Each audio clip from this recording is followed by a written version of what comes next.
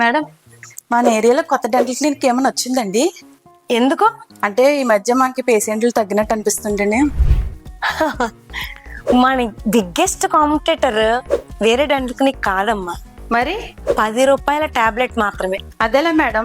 ఇప్పుడు పేషెంట్కి నైట్ 11 గంటలకు పెయిన్ వచ్చింది అనుకో, టూత్ పెయిన్, ఏం చేస్తారు? డాక్టర్ దగ్గరికి వెళ్తారా? ఆ టైంలో డాక్టర్ దగ్గరికి వెళ్ళరు కదా. పెయిన్ వస్తుందని ఫార్మసీ దగ్గరికి వెళ్ళి ఒక నొప్పి టాబ్లెట్ తీసుకుని వేసుకుంటారు. సో పొద్దున్న లేచేటప్పటికి మార్నింగ్ పెయిన్ తగ్గిపోతూ ఉంటుంది కదా.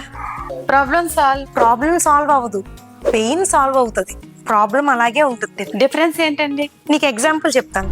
కుక్కర్ విజిల్ వచ్చింది అనుకో, మనం విజిల్ తీసేస్తాం, సౌండ్ తగ్గిపోతుంది, ప్రెషర్ తగ్గిపోదు కదా. లేదు. ఇక్కడ కూడా అంతే. టాబ్లెట్ చాలా సార్లు పెయిన్ తగ్గిస్తుంది కానీ ప్రాబ్లం తీయదు. అంటే టాబ్లెట్ రాంగ్ అంటారా? టాబ్లెట్ తన పని తను చేస్తుంది, మనమే దాన్ని మిస్అండర్స్టాండ్ చేసుకుంటున్నాం.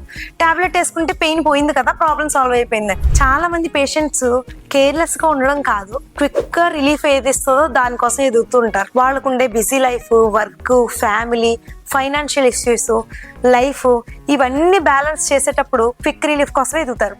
అవును, అది అందరం చేస్తామండి, అందులో నేను కూడా ఉన్నాను. పెయిన్ అనేది సబ్సైడ్ అయితే దాని మీనింగ్ ప్రాబ్లం సాల్వ్ అయిపోయిందని కాదు, లోపల ఉండే బ్యాక్టీరియా అవన్నీ అలాగే ఉంటాయి. అర్థమైంది మేడం, నాకు అర్థమైందండి. సో టాబ్లెట్ తన పని తను చేస్తుంది, క్విక్ రిలీఫ్ ఇస్తుంది. సో ప్రాబ్లం సాల్వ్ అవ్వాలి అంటే డాక్టర్ని విజిట్ చేసి ట్రీట్మెంట్ చేయించుకోవాలి. ఇది గుర్తుపెట్టుకోండి.